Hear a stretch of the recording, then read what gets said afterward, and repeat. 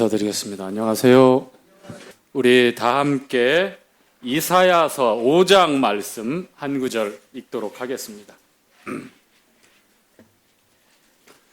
성경 이사야서 5장 20절입니다. 많은 성경의 구절구절 내용들이 있는데 오늘 함께 읽게 될 말씀은 참 충격적인 내용이죠.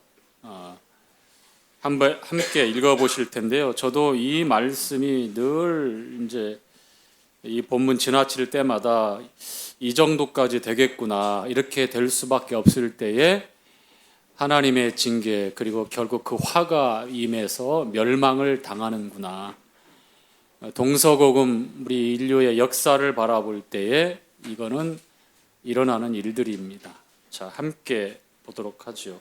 악을 시작. 악을 선하다 하며 선을 악하다 하며 흑암으로 광명을 삼으며 광명으로 흑암을 삼으며 쓴 것으로 단 것을 삼으며 단 것으로 쓴 것을 삼는 그들은 화 있을진저. 자, 여러분 어떤 내용인지 아시겠어요?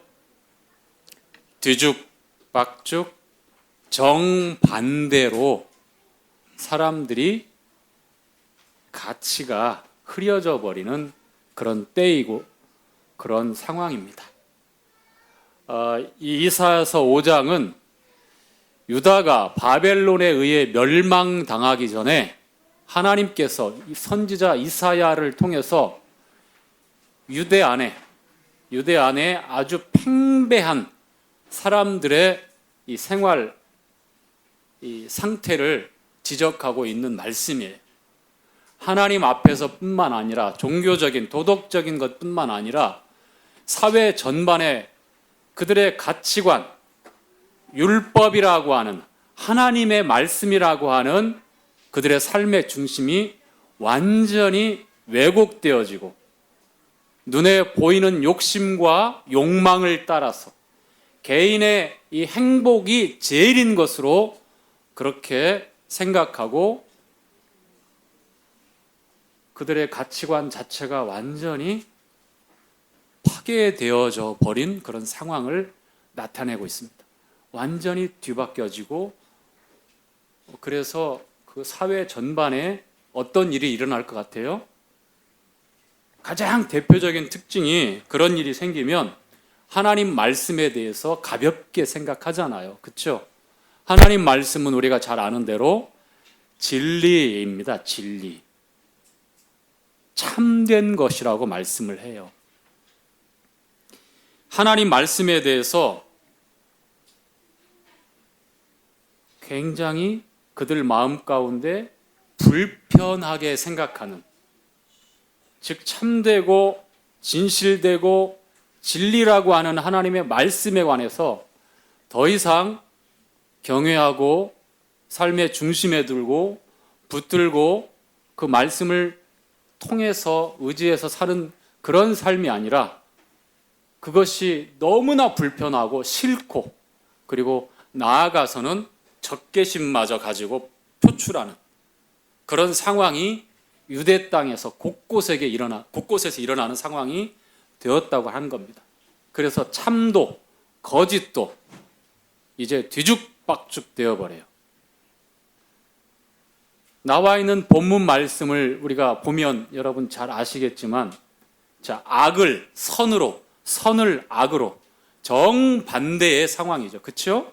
흑암을 광명으로, 광명을 흑암으로, 정반대입니다. 빛을 어둠으로, 어둠을 빛으로 바꾼다는 겁니다. 그리고 쉽게 우리가 달다, 쓰다 하는 것조차도 정반대로 해석을 하는 거예요. 완전히 이것은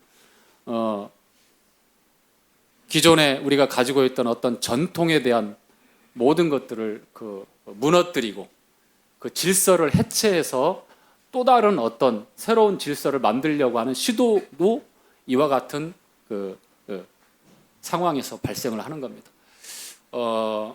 포스트 모더니즘이라고 하는 우리 현 시대의 가장 위험한 철학 사조인데요.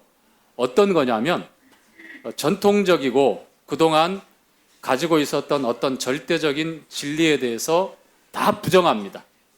그리고 그것 자체를 다 해체하고 절대 진리는 없다.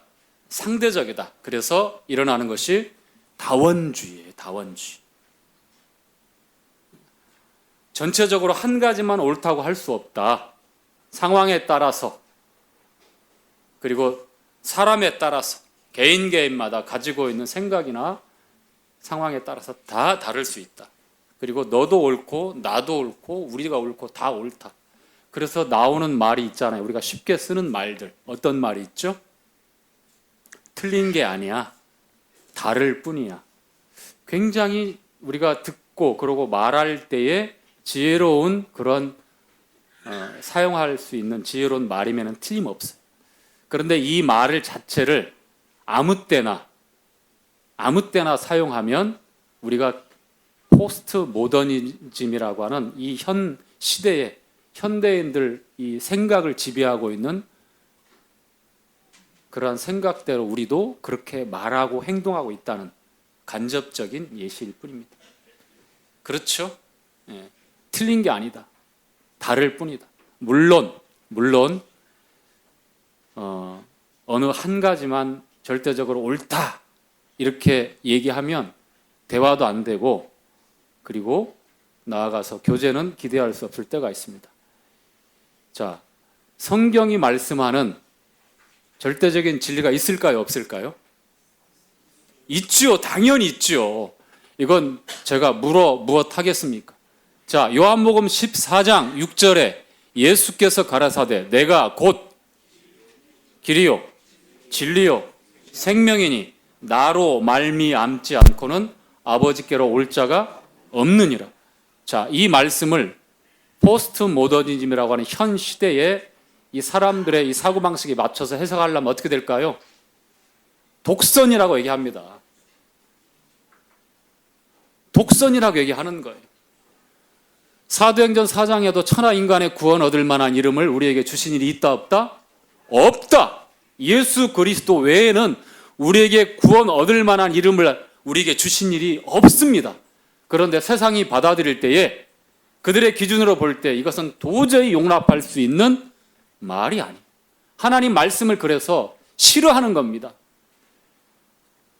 예수님이 진리이고 하나님의 말씀이 진리인데 과거에 어느 때에 이러한 말씀들에 대해서 믿지는 않지만 그래도 그 말씀에 대해서 적개심을 품고 공격하지는 않았죠. 그런데 지금 시대는 표현이 다양하겠지만 어마무시한 공격을 당합니다. 그래서 전도하기가 굉장히 힘들어진 때가 된 것도 사실입니다. 다원주의, 한 길만 있는 것이 아니다. 여러 길이 있다. 산에 올라가는 등산할 때 예를 들어보자. 정상은 한 군데서 다 만난다. 그런데 등산로는 우리가 어떤 등산로를 접어들어서 걸어서 등산을 하느냐에 따라 여러 다양한 방법이 있다. 그런 것처럼 우리의 일상에, 우리 사회에, 우리의 삶의 모든 부분에 있어서 한 가지만 옳을 수는 없다. 특히 성경에 대해서도 갈등이 일어나고 충돌이 일어날 때에 이와 같은 그 논리로 접근해 사람들이 얘기합니다. 그래서 다원주의는 이 세대에서 가장 강력하고 사람들에게 인정받는 그러한 내용이 되었어요. 자, 악을 선하다, 선을 악하다, 흑암을 빛으로, 빛을 흑암으로, 광명으로 이렇게 완전히 뒤죽박죽 되어버리고 왜곡되어진 그런 때가 위험한 때이고, 그리고 하나님께서 묵과하지 않고 반드시 징계하시고 심판하십니다. 자, 하나님 말씀이 이제 불편하고 그 진실에 대해서, 진리에 대해서 사람들이 외면하는 것이 바로 이 유대 백성이 처했던 그 당시 상황이었고, 그리고 결정적으로 또 일어나는 두 번째 내용이 뭐냐면, 그렇게 됨으로 해서 이 죄라고 하는 것에 대해서 상당히 사람들이 무지해지고, 그리고 죄를 부인하고 오히려 죄에 대해서 어떻게 해요? 합리화하고 죄에 대해서 자랑하는, 죄를 사랑하는 그러한 사회의 모든 일들이 일어납니다. 자, 오늘 제가 이 본문을 통해서 여러분과 함께 하고자 하는 내용은 제가 말씀을 다 먼저 이제 거의 한 절반 이상은 드린 것 같아요. 이렇게 제가 오늘 접근해서 교제할 텐데요. 자, 이제 뭐 세상은 그렇다 치고 그러면 나는 어떤가, 여러분은 어떤가 한번 보고 싶습니다. 자, 기준이 어디에 있느냐에 따라서 우리의 가치관과 그에 따르는 이 생활 방식은 분명하게 나타납니다. 가치관이 무엇입니까? 무엇이 중요한지, 무엇이 덜 중요한지. 그래서 그 가치, 기준에 따라서 살아가는 일종의 생활하게 되는 어떤 그 기준인데, 그것은 우리 마음속에, 우리 생각 속에 그 기준을 결정을 하고 그렇게 살아갑니다. 다른 말로 세계관이라고도 표현합니다. 내가 어떻게 사물을 보고 상황을 이해하고 내가 가지고 있는 그 가치관의 기준을 따라서 선택하고 결정합니다. 그리고 그 결과로 드러나는 것이 우리의 각양 다른 생활 방식, 생활 양식들이에요. 자, 성경에서 우선순위를 말씀할 때에 제일 먼저 생각나는 말씀이 있죠. 자, 마태복음 6장에 생각나죠? 자, 다 함께 시작. 그렇죠. 너희는 먼저 그의 나라와 그의 의를 구하라. 가치관이, 기준이 어떠냐에 따라서 이 말씀에 대한 분명한 반응이 나타난다는 거예요. 그것이 바로 생활 방식.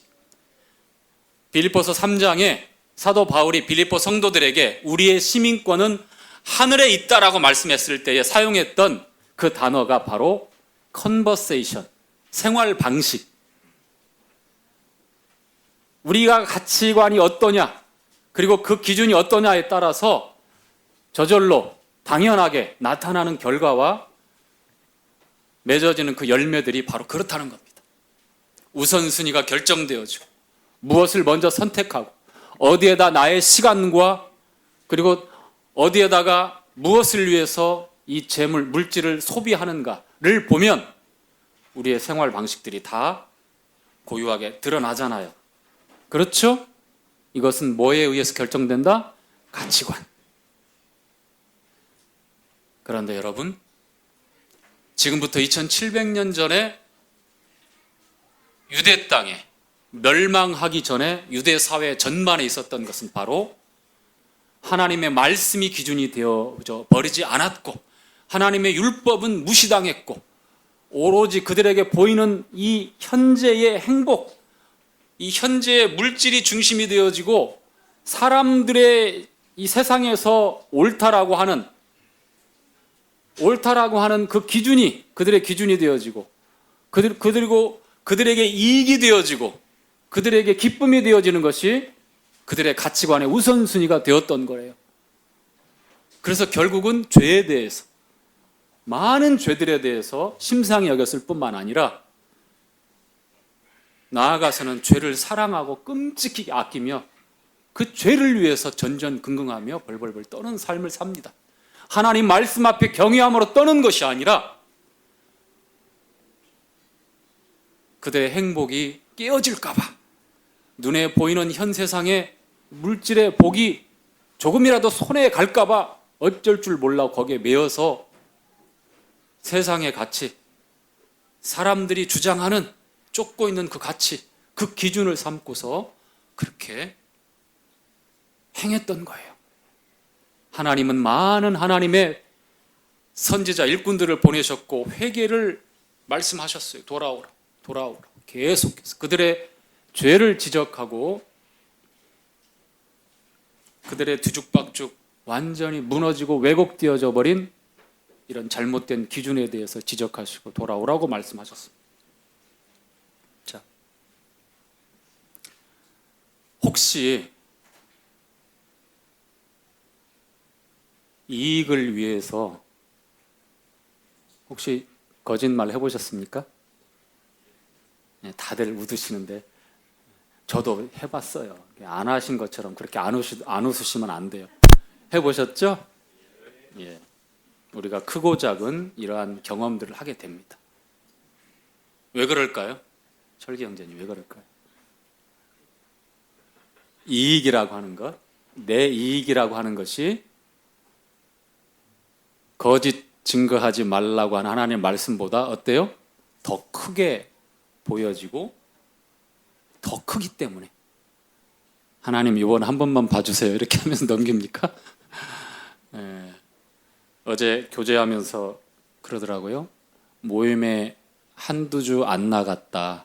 처음에는 굉장히 불편했는데 한 번, 두 번, 세 번, 네 번 계속 반복되니까 정말 편하더라. 너무 자연스러웠다. 뭐 모임에 나갈 필요 있겠는가. 그래서 사람들 잘 먹고 잘 살고 까르르 웃고 그렇게 사는 것이 행복인 줄 알았죠. 근데 성도는 그럴 수 없잖아요. 그렇죠? 기준이 점점점 흐려지거나 기준이 왜곡되거나 기준이 무너지면 그렇게 되는 겁니다. 다른 게 아니야. 악을 선하다 하고 선을 악하다 하는 그런 내용이 2700년 전에 유대인들, 유다 왕국에서 자행자들은 그들에게만 속한 게 아니에요. 오늘날 얼마든지 저와 여러분에게 오늘도 내일도 일어날 수 있는 그런 내용입니다. 요한복음 8장에 이런 말씀이 있죠. 너희는 너희 아비 사단 마귀에게서 태어났으니 그는 누구냐? 처음부터 거짓말하는 자라고 그랬죠. 그래서 거짓을 말할 때마다 뭘 얘기해요? 자기 것으로 얘기해요. 자, 그런데 완전히 다른 그 모습으로 거짓하면 우리가 사람들이 단번에 알아채잖아요. 그렇죠? 그래서 비슷하게 거짓말을 하는 거예요. 한번 찾아볼까요? 창세기 3장으로 갑시다.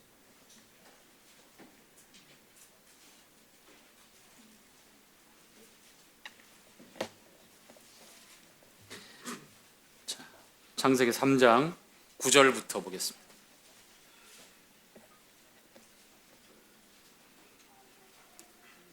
자, 함께 읽어보죠. 시작. 여호와 하나님이 아담을 부르시며 그에게 이르시되 내가 어디 있느냐? 가로되 내가 동산에서 하나님의 소리를 듣고 내가 벗었으므로 두려워하여 숨었나이다. 자, 아담이 하나님이 부르시는 그 음성 앞에서 어떻게 했습니까? 숨었죠. 왜 숨었습니까? 벗었으므로 어떻다? 두려워서 숨었나이다. 자, 그 전에 자기가 벗었는데 두려워했습니까? 왜 그랬을까요? 하나님과 그 생명이 연결되어 있을 때는 그는 빛나는 존재였습니다. 이 땅에 죄가 들어오기 전에는 그는 빛나는 존재였습니다. 하나님 앞에 두렵지 않은 존재였습니다. 하나님과 언제나 항상 교제할 수 있는 존재였습니다. 그런데 죄가 들어오고 두려움이 왔습니다. 죄의 첫 번째 특징이 뭐라고요? 두려움입니다. 그리고 부끄러움입니다. 자, 거슬러서 아담에게 주신 명령이 있죠. 동산에 생명나무와 선악을 아는 지식의 나무의 열매를 나무를 두었고 선악을 알게 하는 나무는 따먹으라고 그랬어요. 따먹지 말라고 그랬습니까? 보기는 보아도 따먹지 말라 이런 말씀이 있어요? 아니면 만져도 보고 보기는 보아도 따먹지 말라 이랬습니까? 먹지 말라 그냥 이렇게 말씀했어요. 먹지 말라. 그렇죠? 하나님의 명령은 단순합니다. 먹지 말라.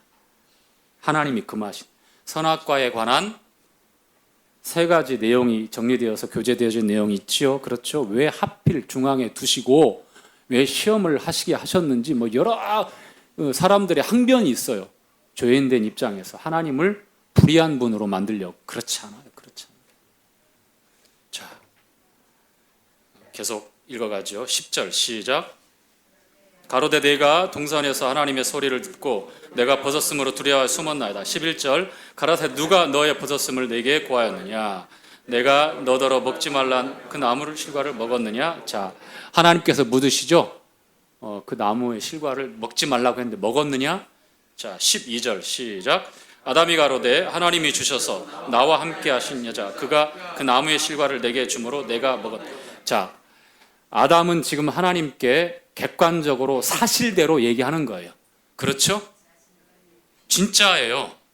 하나님이 아담에게 주신 여자 누구죠? 아내죠.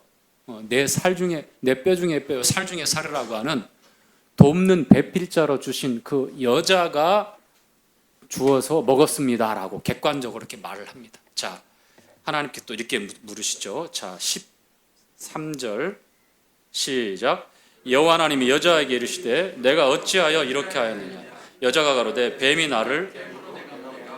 자, 이 여자도 객관적으로 동일한 말, 사실을 얘기합니다. 자, 그런데 여기 문제가 있어요. 자, 하나님께서 먹지 말라고 했는데 거짓의 아비 사단이 뱀을 통하여 여자를 미혹하지요. 다가왔죠. 아담과 함께 있을 때입니까? 여자 혼자 있을 때입니까? 여자 혼자 있을 때입니다. 말씀을 가지고 있는 아담에게는 단번에 다가가지 않습니다. 왜냐하면 아담은 하나님으로부터 말씀을 받았어요. 대표입니다. 아담에게 있어요. 자, 여자에게 다가갑니다. 여자에게 다가가서 묻죠. 먹지 말라. 먹으면 안 되냐? 그러니까 뭐라고 답변했죠? 그 전에 우리가 기록된 말씀에 보니까 어떻게 되어 있어요? 만지지도 말라라고 첨가되어지고, 그리고 정령 죽으리라 하나님께서 이렇게 엄중하게 말씀하셨는데 여자의 답변은 죽을까 하노라. 죽을 수도 있고 안 죽을 수도 있고. 자, 직접적으로 하나님으로부터 말씀을 받지 않은 이 하와 여자는 남편 아담으로부터 하나님의 말씀을 받았어요. 정확히 받았겠죠? 그럼에도 불구하고 사단이 미혹하는 그 미혹에 자신의 생각을 덧붙여서 얘기합니다. 자, 왜곡시킨 거예요. 그러면서 이렇게 얘기합니다. 아니다, 죽지 않는다. 너희들이 하나님처럼 눈이 밝아져서 선악을 아는 일이 하나님과 같이 될 수 있다. 진짜 사실을 얘기했지만 그것은 완전한 거짓이죠. 죽지 않는다. 그렇죠? 그래서 이 거짓의 아비는 우리에게 다가올 때에, 왜곡시킬 때에 이와 같은 방법으로 항상 온다라고 하는 사실을 우리가 기억해야 돼요. 하나님 말씀인 것 같은데 그 하나님 말씀을 교묘하게 왜곡시킨다는 거예요. 자, 우리는 지난주에 진짜냐 가짜냐라는 주제로 구원에 대해서, 믿음에 대해서, 사랑에 대해서 우리는 교제를 했습니다. 그렇죠? 기억나죠? 그렇죠?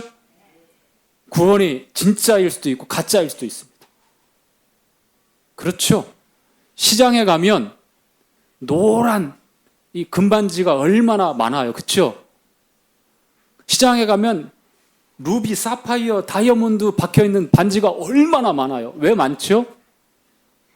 귀하기 때문에 가짜들이 그렇게 차고 넘치는 거예요. 성경에서 말씀하고 있는 말씀도, 하나님의 말씀도, 구원도 믿음도 사랑도 너무 귀하기 때문에 이 거짓의 아비인 사단은 우리로 하여금 이 가짜를 의지하고 가짜를 통해서 열매를 맺으려고 수단 방법을 가리지 않는 거예요. 지금 그렇게 되어지고 있는 것이고 우리가 이러한 미혹 가운데 노출되어 있는 겁니다. 자, 하나님께서는 먹지 말라고 했고 사단은 먹어도 돼. 죽지 않아. 그리고 거기에 같이 똑같이 이렇게 반응하는 게 죽을까 하노라. 말씀에 더하고 빼고 하면서. 자, 여자가 선악을 알게 하는 나무의 실과를 먹었을 때는 하나님께서 바로 여자에 대해서 징계하고 이 여자에 대해서 책임을 묻지 않습니다. 아담이 따먹었을 때 말씀을 누구에게 주셨기 때문에 아담이 대표예요. 이 하와는 아담의 몸에서 나와 하나님께서 살로 채운 배필자예요. 책임 역시 누구에게 있어요? 아담에게 있어요. 그래서 아담이 이제 어떤 선택을 하느냐에 따라서 결과가 달라질 수 있었는데, 결국 아담은 여자를 통해서 받은 그 실과를 먹게 되고, 두 사람이, 자, 여자가만 먹었을 때는 눈이 밝아졌어요? 부끄러움을 알았어요? 두려워했어요? 그렇지 않죠? 아담이 먹었을 때 비로소. 자, 그런데 하나님께서 물으실 때에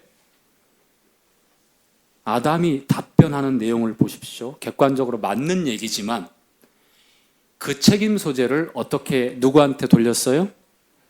하와, 여자한테 돌렸죠. 여자가 주어서 먹었습니다.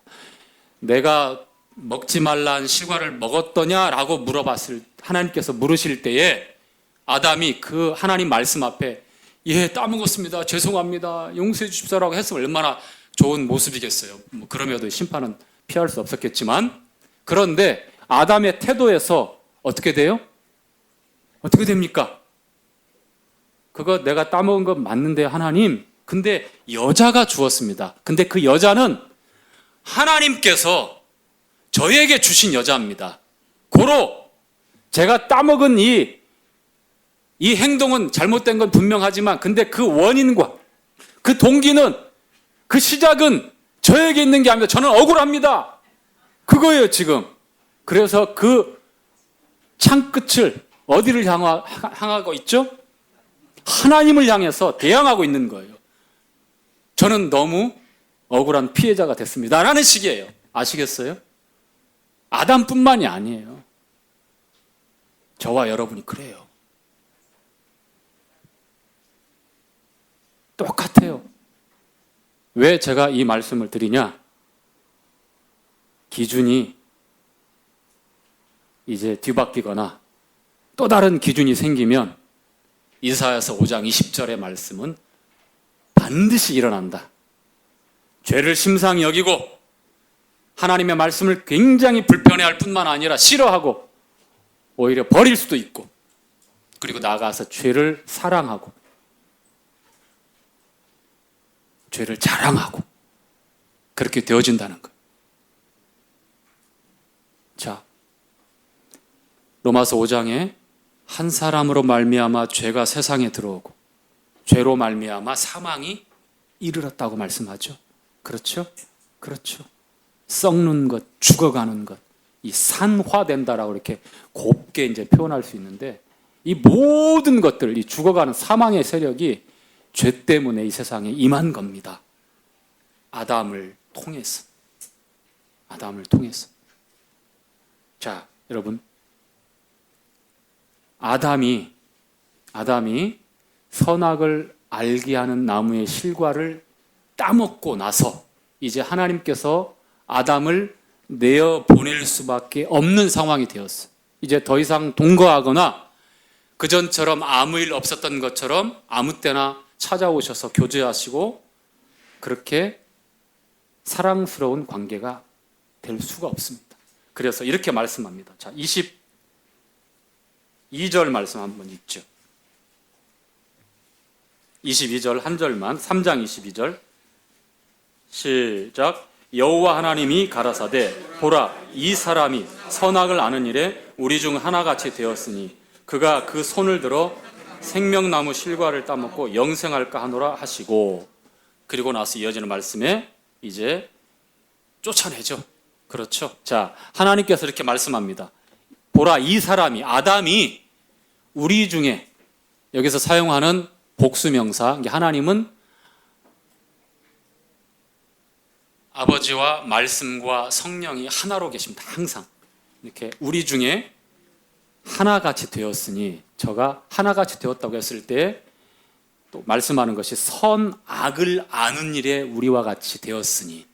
자, 다시 말씀드리면 아담에게는 이제 선악을 아는 눈이 열렸는데, 우리가 생각할 때는 그러면 더 좋은 거 아니냐라고 이렇게 받아들이고 해석할 수 있지만 전혀 그렇지 않습니다. 어떤 거죠? 고유한 아담만의 아담이 주인된 기준이 생겼다는 거예요. 선도 악도 아담이 평가하고 재단하고 정할 수 있는 기준이 되었다는 거예요. 그렇다면 바꾸어 말씀드리면 죄가 세상에 들어오기 전에 아담이 선악을 알게 하는 나무의 실과를 따먹기 전에는 그의 기준은 어떤 기준이었습니까? 그렇죠. 하나님이에요. 하나님의 말씀이 그의 기준이었어요. 그래서 어떠한 갈등도 충돌도 있을 수 없었고 하나님과 동거하며 사랑하며 섬기며 교제하는 것이 너무 자연스러웠습니다. 거기에는 부끄러움도 거기에는 두려움도 들어올 수가 없었습니다. 벗었으나 부끄러워하지 않았습니다. 두려워하지 않았습니다.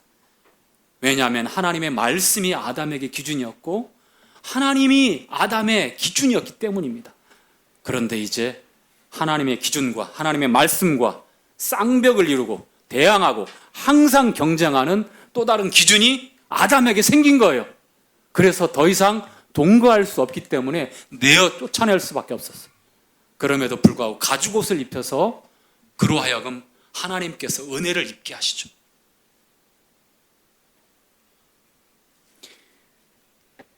이제 본토된 흙을 갈고 결국은 흙으로 돌아갈 수밖에 없어요.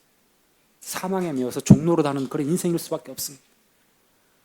자, 여기서 한 가지 분명하게 우리가 생각하고 넘어가야 될 것은 오늘날 포스트 모더니즘, 자꾸 이런 얘기하는 것은 오늘날 현 세상이 그래요. 다원주의를 사람들이 얘기하고 절대적인 진리 자체를 인정하지 않으려고 하는 것들이 다 이런 그 철학적인 사조에서 출발을 하고 그것이 팽배해졌고 교육에, 사회 전반에 그리고 아름아름 교회 안에 우리 마음에까지 들어오기 때문이 제가 자꾸 이런 그 말씀을 드리는 겁니다. 그래서 이제 이것이 옳다, 저것이 그르다가 아니라 좋으냐 싫으냐의 문제로 우리가 접근을 해요. 하나님의 말씀도 그렇고 영적인 가치와 성경적인 가치 또한 내게 좋으냐 싫으냐로 선택하려고 합니다. 하나님의 말씀의 기준은 좋으냐 싫으냐의 문제가 아니에요. 아담은 이제 좋으냐 싫으냐에 따라서 자기 기준이 정해져 있기 때문에 참이냐 거짓이냐가 아닙니다. 하나님 기준은 옳고 그른 분명한 기준을 세워놨다면 참되고 거짓된 것을 분명히 쪼개고 나눈다면 빛과 어둠이 나눠진다면 이제 어둠도 빛이 될 수 있고 선도 악이 될 수 있고 악도 선도 될 수 있는 건 뭐냐면 좋으냐 싫으냐, 나한테 이익이 되느냐 나한테 손해가 되느냐, 내 기준으로 그것을 평가하고 재단하고 선택할 때에 어떻게 된다? 우리가 읽었던 이사야서 5장 20절 말씀이 그대로 이루어지는 거예요. 사회가 그렇게 병들어가는 것이고 우리가 앞으로 겪고 있는 지금 드러나고 있는 상황도 마찬가지입니다. 언론에서 얘기하는 것들이 다 사실일까요? 우리는 언론이라고 얘기하면 신뢰하고 그것을 믿고 그랬잖아요. 그런데 어느 날 보니까 언론이 가장 큰 거짓말을 하고 있어요. 이게 뭐 우리나라뿐만이 아니에요. 왜? 세상이 그러니까.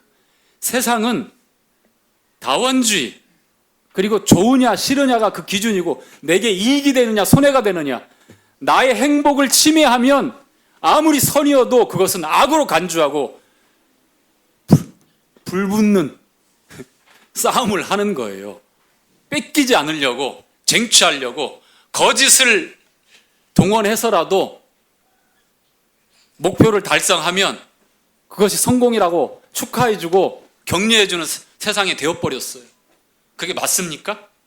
우리가 정말 그렇게 살고 있다면 우리는 하나님의 화를 절대로 피할 수 없을 것입니다. 흔들려서도 안 되고 흔들리고 변질되고 왜곡된다고 생각할 때에 바로 돌아와야 돼요. 어떻게 돌아와야 됩니까? 자, 성경 말씀 보시죠. 디모데후서 3장입니다.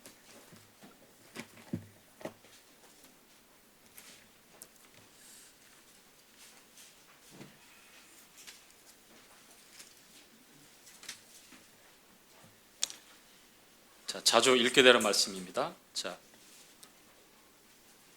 모든 성경은 17절까지 시작. 모든 성경은 하나님의 감동으로 된 것은 교훈과 책망과 바르게 함과 의로 교육하기에 유익한 이는 하나님의 사람으로 온전케 하여 모든 선한 일을 행하기를 온전케 하려.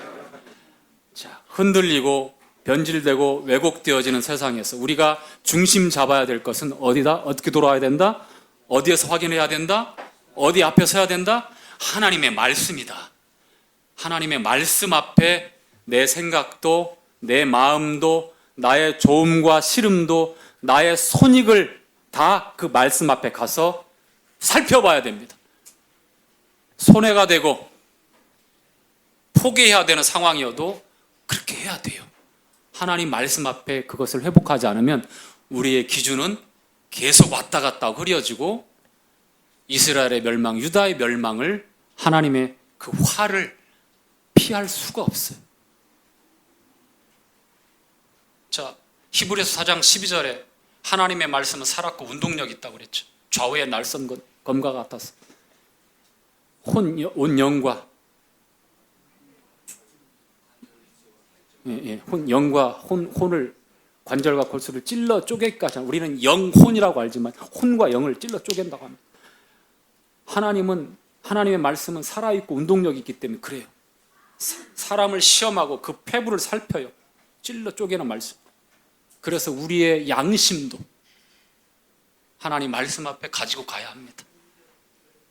하나님께서 주신 양심은 신호등이고 우리가 모든 인류가 사람들이 하나님께 반응할 수 있는 신호등이면 틀림없지만 양심도 하나님 말씀 앞에 가지고 가야 됩니다. 상황윤리라고 하는 걸로 합리화될 수 없기 때문입니다. 그리고 가장 중요한 겁니다. 요한복음 15장입니다.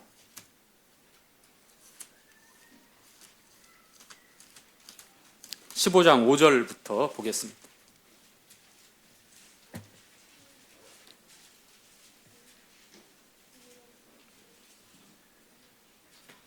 나는 포도나무요. 시작. 나는 포도나무요 너희는 가지니 저가 내 안에 내가 저 안에 있으면 이 사람은 과실을 많이 맺나니 나를 떠나서는 너희가 아무것도 할 수 없음이라. 사람이 내 안에 거하지 아니하면 가지처럼 밖에 버리워 말라지나니 사람들이 이것을 모아다가 불에 던져 사르느니라. 너희가 내 안에 거하고 내 말이 너희 안에 거하면 무엇이든지 원하는 대로 구하라. 그리하면 이루리라.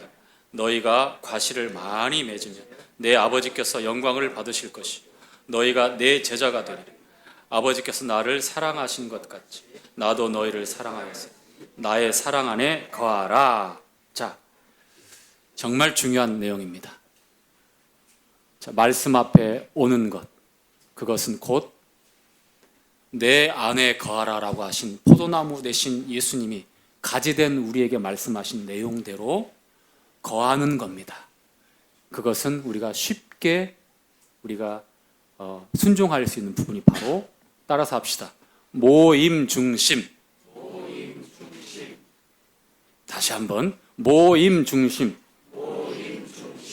그렇습니다. 주일날 예배드리기 위해서, 오후에 교제하기 위해서, 화요일날 자매 기도회, 수요 집회에 함께 하시기 위해서, 또 기도하기 위해서, 또 금요일날 구역 집회도 있었는데 그게 언제 될지는 모르겠지만 토요일날 청년 집회에 모이기 위해서, 주중에 약속되어지고 모이기로 했던 이 공적인 집회에 우리가 이 모임 중심으로 우리의 시간과 우리의 생활 방식을 정하시고 구체적으로 순종하시면 주님께서 말씀하신 대로 나를 떠나서는 아무것도 할 수 없지만 나의 안에 거하면, 왜냐하면 모임 중심으로 할 때에 하나님 말씀이 교제되어지고 하나님 말씀이 우리 안에 들어오기 때문입니다.